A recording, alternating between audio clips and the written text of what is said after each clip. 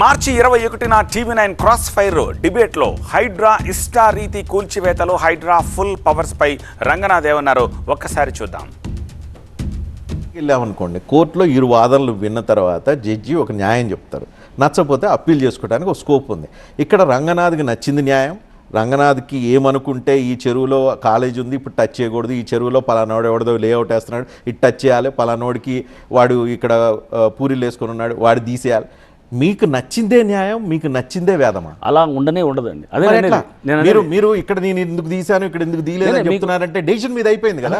మీకు అంత unlimited powers ఎట్లా ఉంటాయి? ఒక ప్రభుత్వంలో ఉన్న ఒక స్మాల్ వింగ్ కు సంబంధించిన ఒక అధికారి మాత్రం మీరు. అవును, మీకు ఇంత అన్లిమిటెడ్ పవర్స్ ఎట్లా ఉంటాయి? వీడిది కోల్చాలి, వీడిది కోల్చాల్సిన అవసరం లేదు. Unlimited powers. రజనీకాంత్ గారు ఇది చూడండి, 10 ఇళ్ళు 50 ఇళ్ళు ఎక్కడ కూడా మీకు చెప్పాం, మొత్తం కలిపి మీరు చేసిన డిమాలిషన్ అన్ని కలిపి మీకు చెప్పాం కదా. 200 మ్యాక్సిమం 200 150 లోపలే ఉంటుందండి. అది కూడా చెప్తున్నాం. 300 కూడా ఉండదు.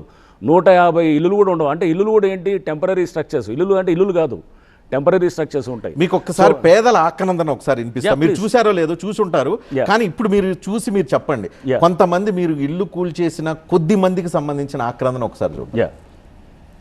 రోడ్లు లేవు. ఈ హైడ్రా అనే సంగతి వచ్చిన నుంచి మమ్మల్ని సర్వనాశనం పట్టించేస్తున్నాడు. వాళ్ళ ఇళ్ళల్లో ఈ దుమ్ము ఈ మన్ను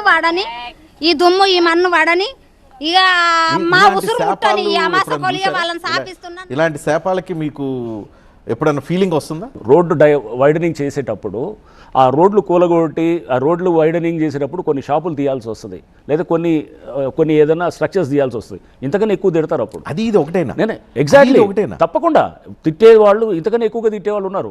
అంటే మనం ఇలా శాపనార్థాలు పెట్టని అయిపోదామా?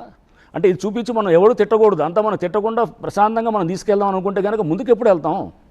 మనం దీనికి ఇది భయపడతామని చెప్పి ప్రతి వాళ్ళు గుడిసెలు ముందు పెడుతున్నారు.